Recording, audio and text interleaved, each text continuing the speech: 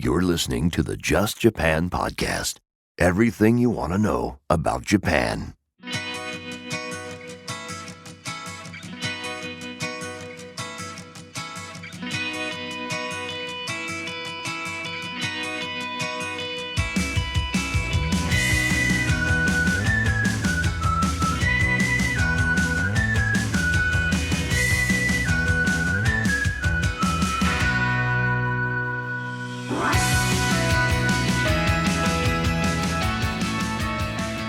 Well, hey there, folks, and welcome to episode number 151 of the Just Japan podcast. Everything you want to know about Japan. My name is Kevin O'Shea, and I am the host of the Just Japan podcast, a weekly podcast that brings you awesome stuff about Japan.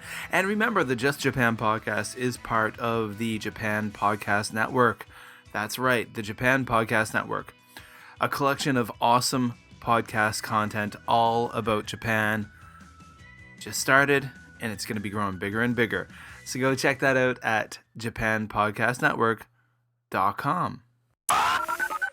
All right, folks. Well, episode number 151 will be a little bit different than usual. It's a solo show. It's a half-week show. That's right. There's going to be 2 episodes this week. This will be released on the weekend, and episode number 152 will just come out a couple of days after that, and that will be a full-length interview-type style episode. Hey, I'm on holiday, folks. I'm on my March break. Essentially, I'm between school years. I'm working at the Japanese with the Japanese school year, so I'm between school years right now. The new school year begins the first week of April, so I got the time to make some more content. And first of all, I want to thank all of you awesome folks out there who listen to the Just Japan podcast for being so supportive of the show, for sharing it, for spreading the word. We're right now on pace to having the most amazing download month yet. I can't wait. I don't want to share the numbers right now, but I think we're going to break the record. And this is going to be the most awesomeest month yet for the Just Japan podcast. Again, it's Hanami season. Not quite yet here in the Kansai. Most of the buds haven't opened yet. It's been a bit cooler than normal. A bit colder. So the sakura trees, the cherry trees, they're not opening yet. The buds aren't opening yet, but they're getting there. So maybe mid next week or the week after that, things will be happening. I won't be doing Hanami this weekend, but next weekend I plan on doing some Hanami. The Hanami thing with my family. That's really it this year. The only Hanami party I have planned is with my family. It's kind of a slow thing. I used to always be involved in the big YouTube Hanami party, but as you guys know, I'm not so active in the whole YouTube world anymore. I'm more focused on the podcasting world. It's kind of where the heart is right now. So I just kind of, hang out with the family, which is not a bad thing. So this week's a bit different. Like I mentioned, it's going to be a solo episode with just myself, Kevin, talking to you, Kevin here in Kobe, Japan. And although each and every week we bring to you kind of different topics, right now I'm going to speak to you about something I kind of know about and I don't know about. Well, I'm going to talk about teaching. So the first thing I want to mention to all of you folks out there when we talk about teaching in Japan, I'm not an English teacher. So I have, in the last almost 9 years I've been living in Japan, I was an English teacher for a grand total of 7 months.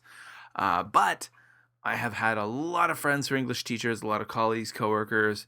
Even I'm going to speak using my own knowledge and experience as an international school teacher about some different teaching myths. It's a myth kick, guys. It's like we've had Japan myths, some more Japan myths, and now we're going to talk about some Japan teaching myths and some tips.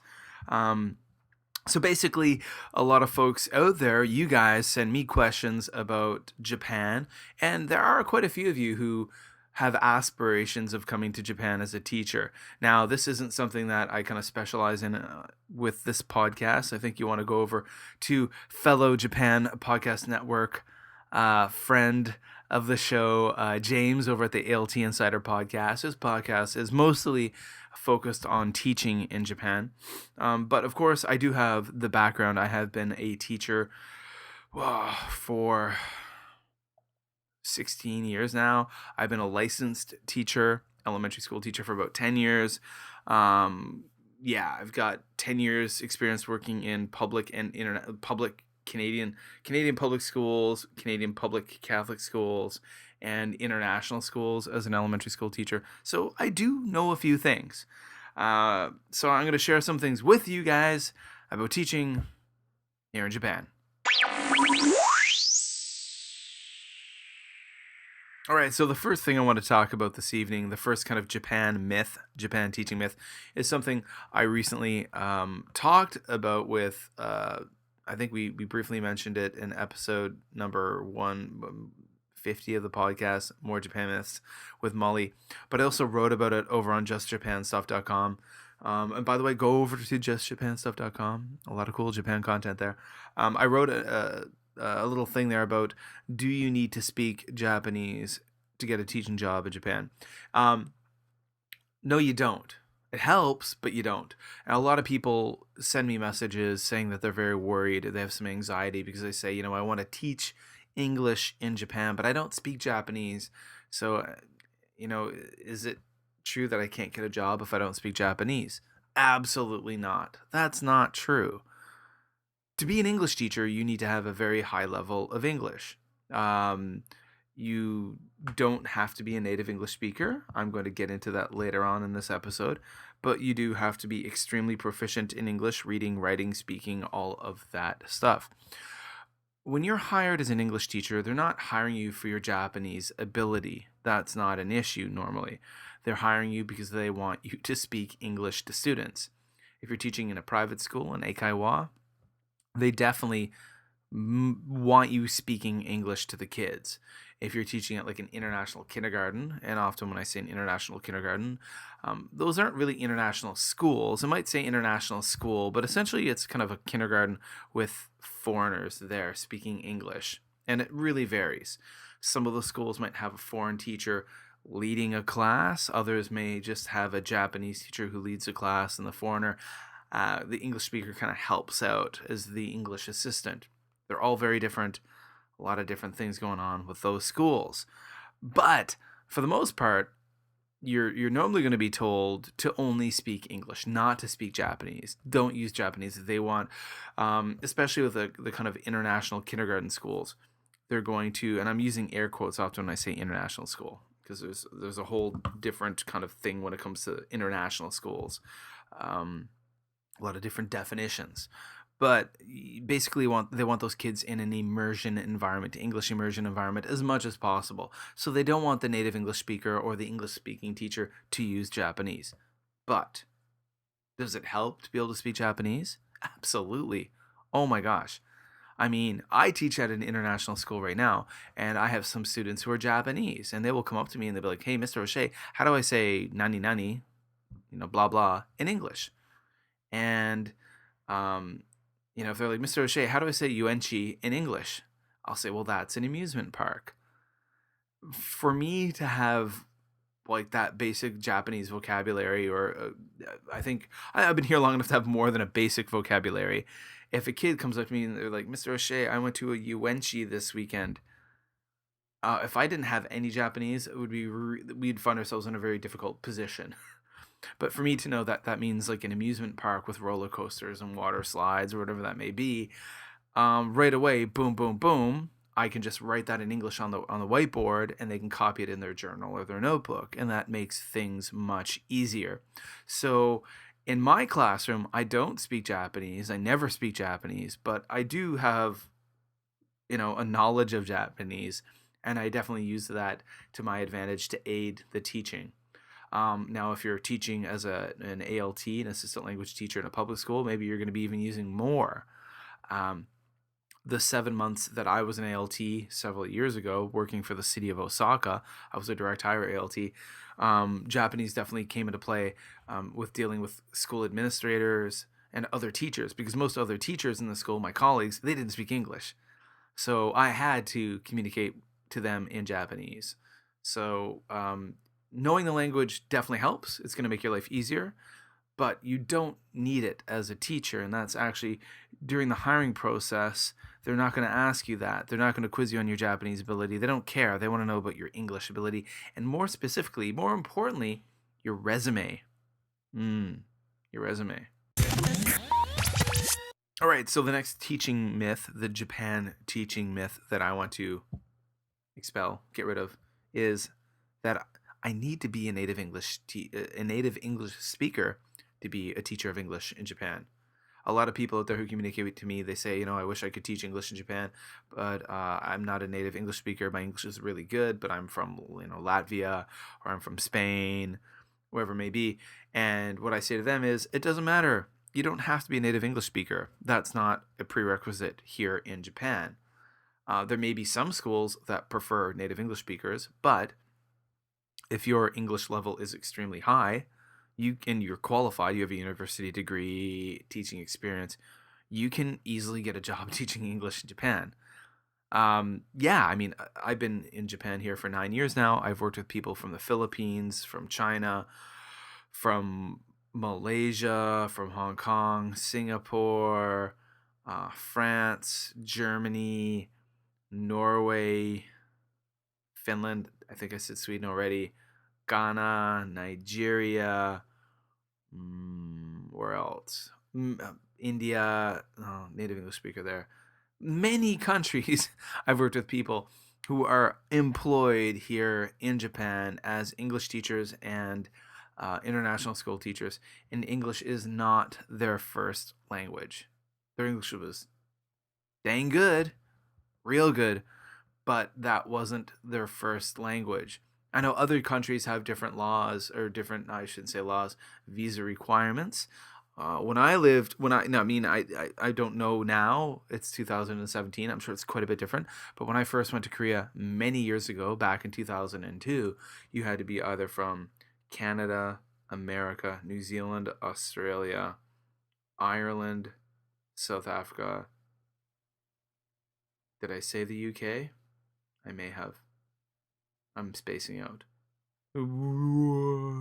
But yeah, I think there were 7 countries you had to be from. And I know the UK is not one country. But there were 7 countries you had to be from to basically qualify for a visa, an English teaching visa. Japan's not like that at all. If you have the skills, the language skills, and the background, and the paperwork to get you that visa, you can do it. So you don't have to be a native English speaker. That is a myth, folks.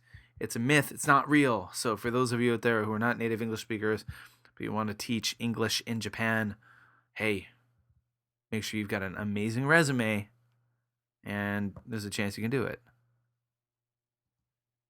Okay, another myth. Being an English teacher in Japan, teaching English, pays well. For some reason, a lot of Japanese people out there think that. When I was teaching in Korea, a lot of Korean people thought that English teachers made a lot of money too. They're like, you're an English teacher, you're rich. No. I want to tell you that right away, guys. The pay for English teachers in Korea and Japan is not good. It's very low. It is not a good salary. I'm sorry. I'm not trying to be negative. I'm just being a realist. I think Molly and I talked about this in the last episode of the podcast, where basically the pay for English teachers in Korea has not changed in like the 25 or 26 years he's been here. Yet the cost of living has gone up a lot. If you're single, living by yourself, very frugally, you can save some money. Aside from that, it's not easy. You're married with kids, no way you can support a family on an English teacher salary. It's just not good. Yeah, and I know this is something James has talked a lot about on the LT Insider podcast in the past. Schools have no motivation to increase salaries because there are still every year tons and tons and tons of people who want to come and teach English at that salary rate. So there you go. It's a great thing to do for a couple of years, to see Japan, explore Japan, travel. But if you don't have the means to get out of just teaching English, it's going to be pretty tough. A lot of the people I know who've been here long term, who came here as English teachers, have kind of branched off and doing a lot of different things. Maybe different careers, or a lot of side gigs, a lot of supplemental income. And some people do extremely well. Extremely well. but you got to put the time in the ground and get savvy with that. Yeah, so there you go. Another myth. English teachers getting lots of money. No, not really since the bubble era back in the 80s. I heard they made lots of money then. All right, another thing a lot of people have asked me before, they say, hey, do you need a teaching degree to teach English in Japan? And I say, no, you don't. You don't need a teaching degree. You need a degree. You have to have a university degree in order to get a working visa, and that's just a government rule. It's not my rule. There's no way around it, guys. You have to have a degree, a university degree, to get a teaching visa. That's it. Simple. And if you really want to come here and you don't have a degree, maybe you've got to focus on getting a degree. It's going to take several years, and then maybe you can come. But you have to have that degree. But you don't need. It doesn't have to be a teaching degree. It could be a science degree, a business degree, an environmental science degree, whatever, liberal arts degree. Having a teaching degree, will that help you? Absolutely. Having a teaching degree is definitely going to put you at the front of the heap, the top of the heap, when it comes to when you're applying for jobs. People are definitely going to, want to hire someone who has a teaching degree over someone who does not. But no, the vast majority of people who are in Japan teaching English do not have teaching degrees. Not very many do. Most of the people who have teaching degrees are teaching in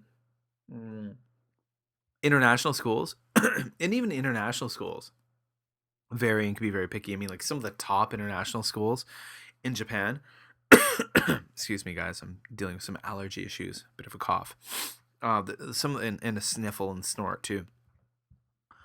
The top international schools in Japan, I mean, when they have a job opening at the beginning of this or for an upcoming school year, for one position, they'll have anywhere from 300 to 500 applicants for one position. And each one of those applicants has a teaching degree with years of teaching experience. So those jobs are hyper mega competitive. Yeah. So, but if you don't have a teaching degree, that's not even something you're thinking about. But, to be an English teacher, no, you don't. You just have to have a degree. And again, a good resume. I keep stressing that, having a good resume with lots of volunteer experience and work experience on it. All right, let's move on.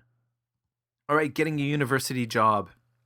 I dedicated an entire episode to this way back in the day in the Just Japan podcast world with Kansai PJ, with PJ who works at universities. Not easy to get, very challenging to get. Will a teaching degree get you a job at a university? Absolutely not. You have to have at least a master's degree. And I know this works different in different countries, but in Canada, where I'm from, a teaching degree is an undergraduate degree.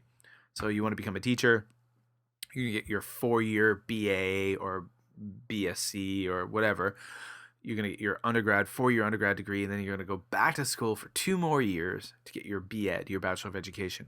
So 6 years university, boom, you're ready to be a teacher. To teach at a university, you have to have a master's level degree, at least. And for example, I'm not qualified to teach at a university because I have 2 bachelor's degrees. I don't have a master's degree. So you have to have at least a master's degree.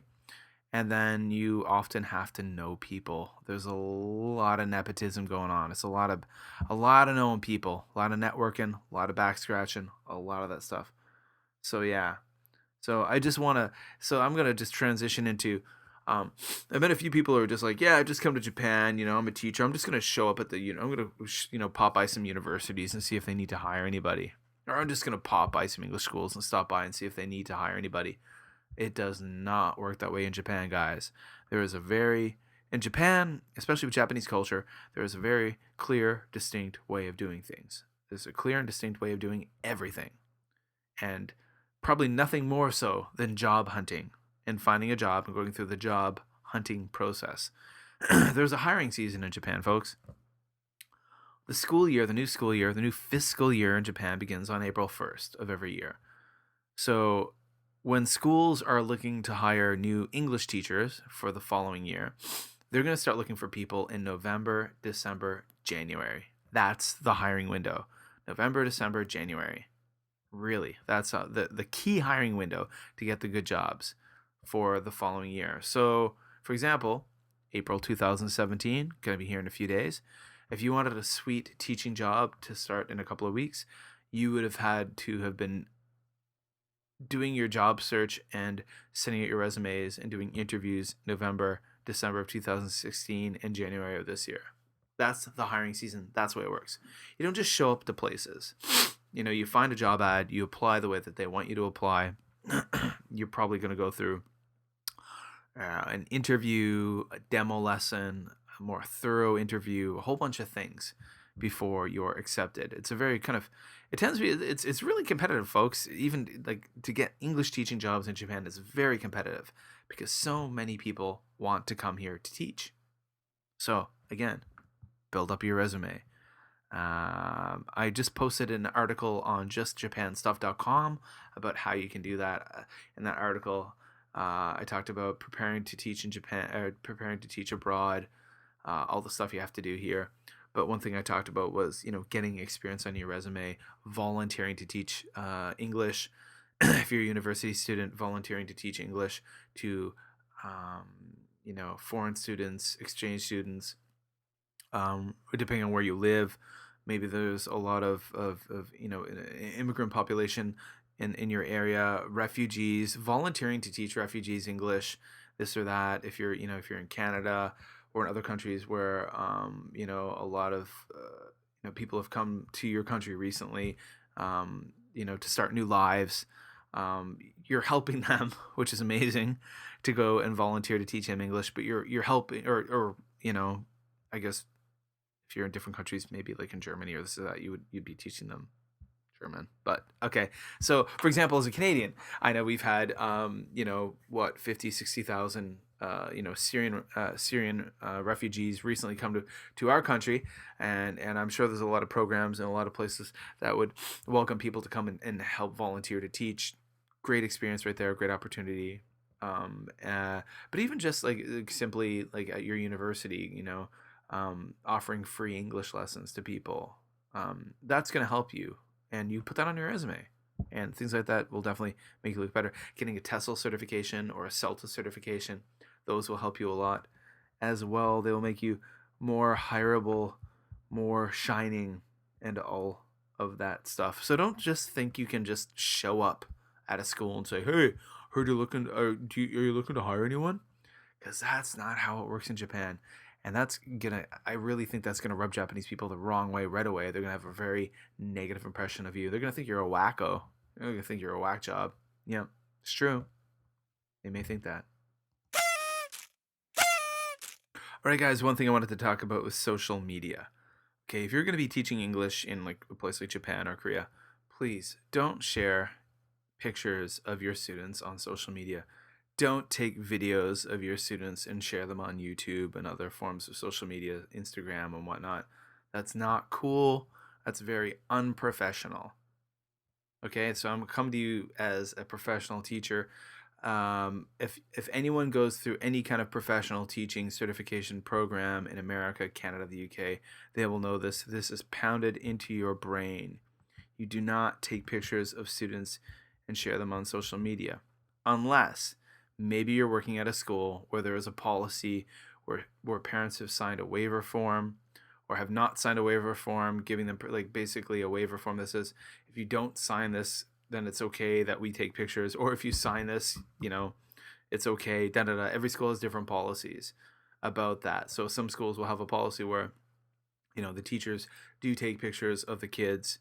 The teacher, yeah, so they take them for PR things, for Twitter, for Facebook or Instagram, but it's like connected to the school, like maybe a school Instagram account, a school Twitter account.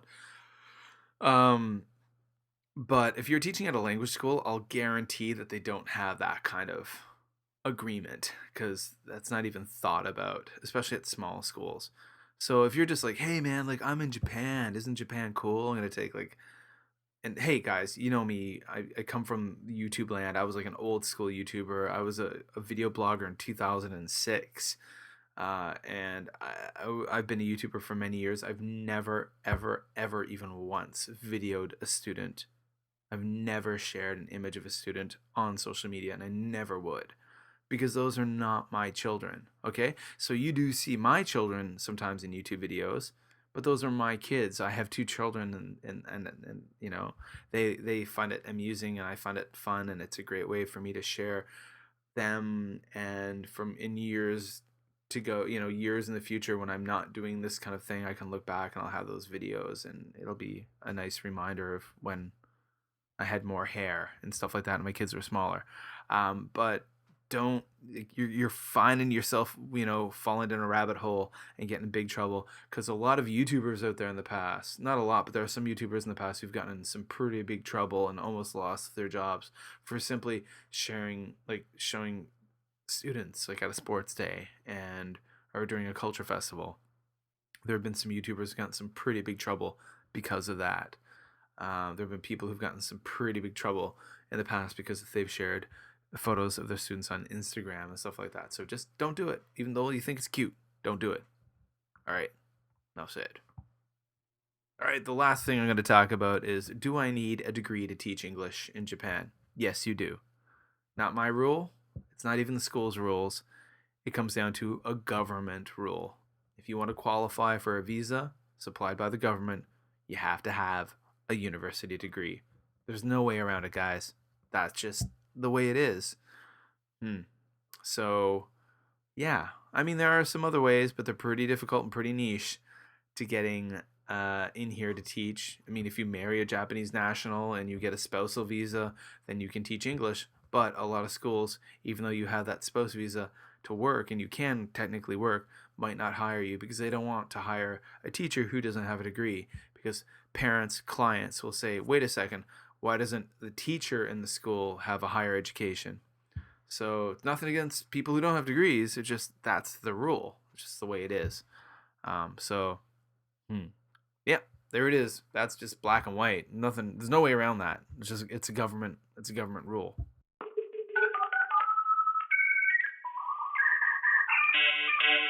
All right, folks. Well, that does it for episode number 151 of the Just Japan podcast. I want to thank myself for coming on the podcast tonight.